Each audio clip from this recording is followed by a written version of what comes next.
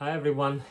So in this video I'll be talking about how to take care of your instrument, which includes bayan, like this one. This is Yasnaya Polyana.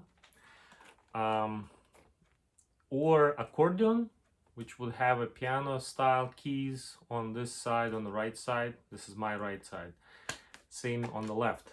Or bandoneon, harmonica, not harmonica that you blow through, but harmonica that you play like the same way as you play accordion, or any other instruments from the same family. Includes concertina, and there are a few more. So they have a lot of things in common, and there are some do's and don'ts that apply to all of those instruments. And actually they apply to most of the instruments that contain wood, metal, and other materials, similar materials that in this instrument. So first is how you store it. So let's say you decided to play it, you take an instrument, you played it, then you don't want to play anymore, you're done for today, you want to put it away somewhere. Most of the instruments will have feet on the left side, so you can put it two ways. You can put it same way as you are playing, like this, on the chair, like I have here on the back side, or that one, or on the table, on something that's steady. You don't want to put it on the floor in most cases, especially if it's the floor where moisture can be collecting, or carpet, maybe insects. So it's preferred to put it on something like a bench, shelf, chair, those things. You can also put it on the feet, like that. That's another natural condition for the instrument. However, there is a catch here. So some instruments that have double casotto, like Jupiter instrument, which will have a bunch of switches here on the right side, they have reed blocks going this way in this open, on this side, which would be okay to keep it like this. But they also have 3 reed blocks that go this way. So each reed block that goes horizontal will have a leather valve that, due to gravity, can go like this, and then that won't be good. Then you have to replace that.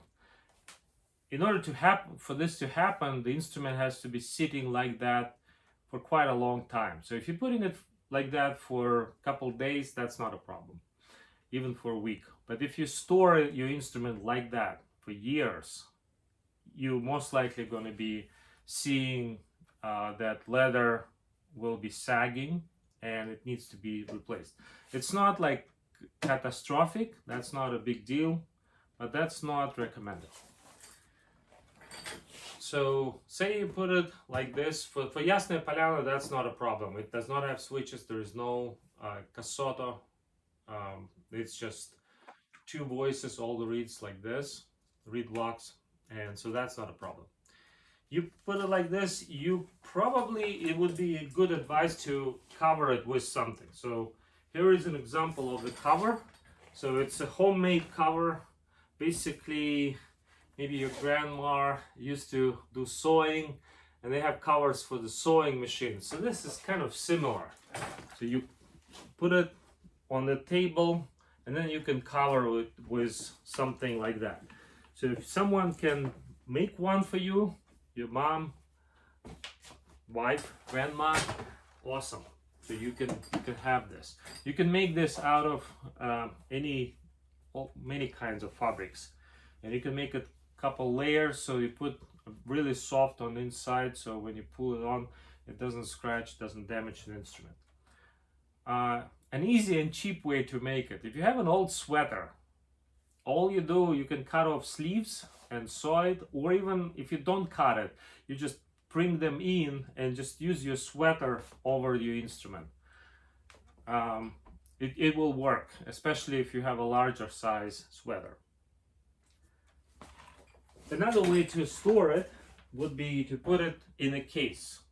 So the old cases, they're like hard cases, and sometimes it's tricky to put it in and take it out. The newer cases usually would look like this and would have straps. So you put the case like this and you can put your instrument there. So for this one, because of the large size straps, the way I put it, I put the straps on one side like this, so they pretty much up against the instrument, so they don't stick out too much. Then hold with one hand under the instrument, with another hand here. So this hand, what it does, two things: it prevents it from falling to that side, but it also compresses it and also prevents it from falling. So, and when you put it in, just go like this, it's in, and you can close it. See, it's on something. Yeah. Okay. This is a little tricky. If you do, it takes a little more effort, and there is a risk of something can happen to the keyboard, or the straps will be pushing against the keyboard. So probably not the best way, but that's another way. In terms of how do you clean it? If you see something on it, like a patina or anything, a spot, the first thing you want to try is to clean it with a really soft rag, clean rag. This has been used for like machinery, so it doesn't look clean, but something really soft. And water. Just try with water first. Don't put too much water so it drips and flows over the instrument. Just put the water on it, squeeze it, and then try to clean it. If it doesn't work, my life hack is, the next thing is vodka. And it doesn't have to be Russian vodka. You can buy American vodka, any vodka. Buy a cheap vodka, so you don't want to drink it. So I'm using this, pretty much nothing left, but this is the next thing. The reason why vodka is much better, because it's a composition of water and alcohol, about 40% alcohol. And it works pretty effective too, especially on the old instruments which are not covered with celluloid, like modern instruments that have like beveled edges, but they have like a square edges, and it's painted, and that paint might be dissolved if you use a strong chemical. So vodka is the next thing. If, say, you have celluloid and it's still not coming off, you want to try a little more, something else. So the next thing you can try is this Windex. And again, you don't spray it on the instrument, you spray it on the rag. Just make sure it's not dripping, and then you go and try to clean it. Also, if you have a spot here and you want to clean it, before doing it there, try to clean something on the back, and preferably on the bottom, like either on the bottom or at the lower side, like right there. So if something results in the like discoloration, or something didn't work the way you wanted it, you're not gonna do it here, so you don't damage the outer look. Things that instruments don't take, you don't want exposed to: the heat, humidity, temperature changes, and blowing air. So which means don't store it next to your radiator heating system. Don't store it next to the vents from air conditioner, so the air will flow over this. Also, don't store it so that it will expose to the sunlight, direct sunlight, so near the window where the sunlight is coming from. And if you preferably don't leave it on the car like overnight, or when the temperature changes are really extreme and quick. Another thing, never lubricate it. Don't use any lubricants like oils or anything like that, any liquid lubricants. You might want to consider, like if you have say there is an axle here, and so each key sits on that axle. And if you feel like you definitely need to do something like a lubrication, what you can do, you can use your lead, the pencil lead on that axis just a little bit, or you can apply the graphite powdery lubricant, like I can show you. I don't use it often, but rarely. Something like this, micromesh graphite powder. So it's a powder, it's basically a powdery form. You can see it like this.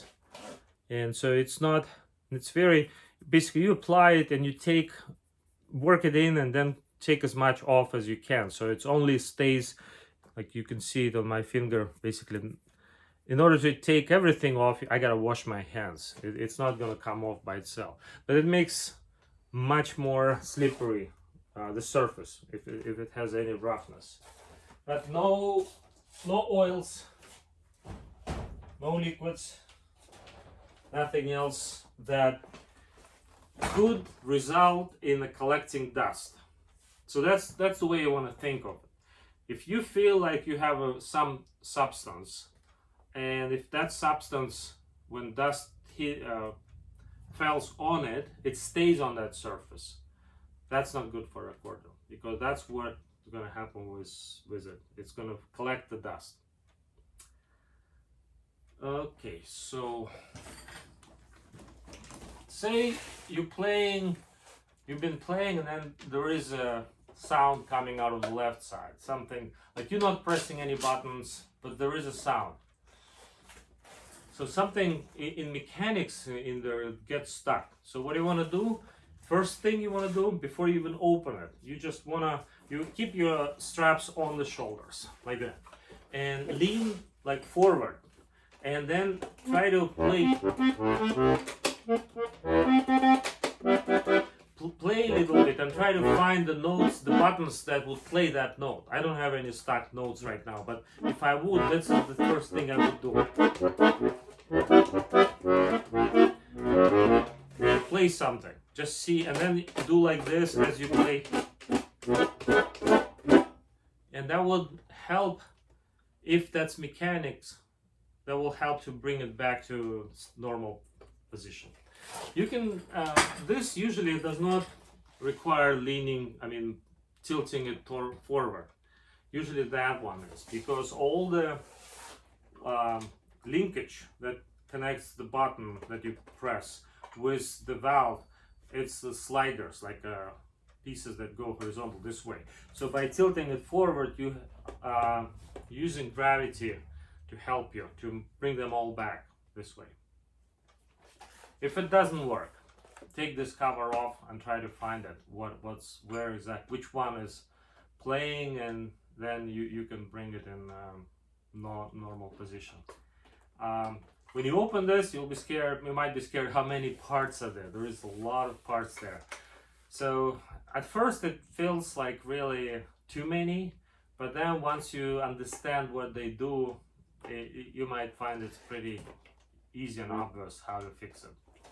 For this guy, what happens is, again, let's say one note is playing, so you usually this would help if what happens is if the valve start to move a little bit, not just this way, the way it should be, but also in this direction, and it touches the adjacent valve. So by doing this way, it will bring the valves like slip from one from another, and will close the opening. And this, if that happens once, it probably will happen again and again. And some people play really aggressive when they hit the keyboard. That's usually when that happens. Remember, for those instruments, for bayans, the older style, where the keyboard, this keyboard is a little bit off, it's not up against the back surface. It's in the middle, like 1/3. 2 resonators are here, 1 resonator here, so there is a sound coming from here. Any button that you press on this row, the sound actually comes from this side. So that's about, like, if you want to check the valves, if it's on this where you have like a B, G, F, G sharp, and again D, D, E, B, D, F, G sharp. That will be on this side. So you don't need to take this one off. You need to take that cover. Another thing, if you feel like, I mean, this bayan has pretty good bellows. I can pull pretty strong, and it slowly opens. That's the good thing. But if you feel like it's losing compression, so you might try to search for where the air leak is. So the way usually you do it, you open it a little bit and then you squeeze it really strong and go with your mouth and nose, which are very sensitive to temperature or the air motion. So you go around and search for, this is where the seals are. You can also search in the corners.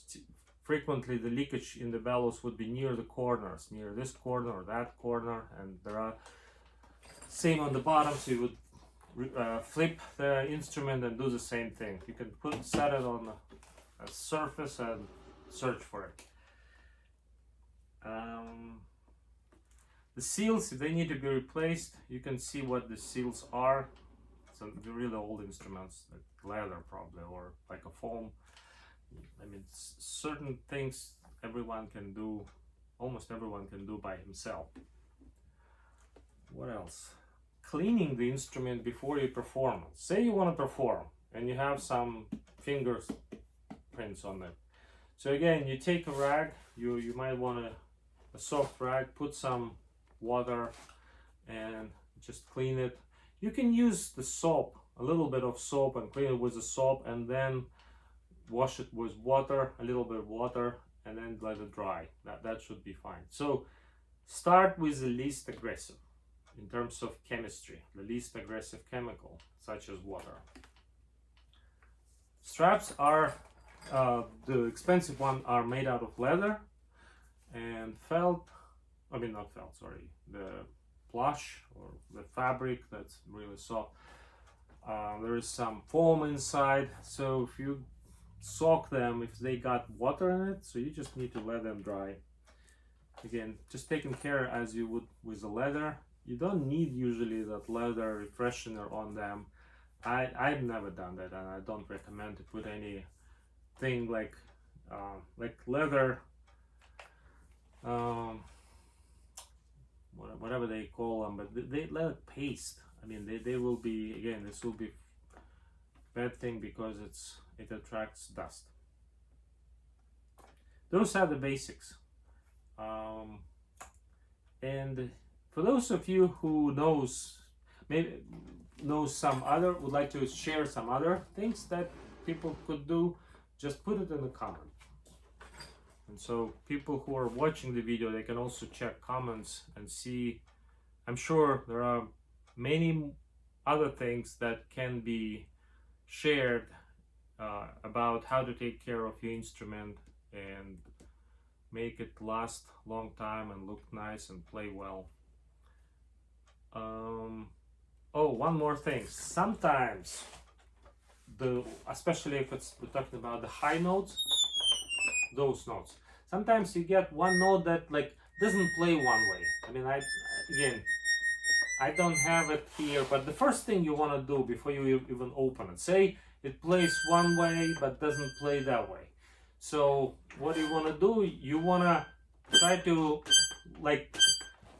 do like sforzando, like really quick for forte, and see if it starts playing.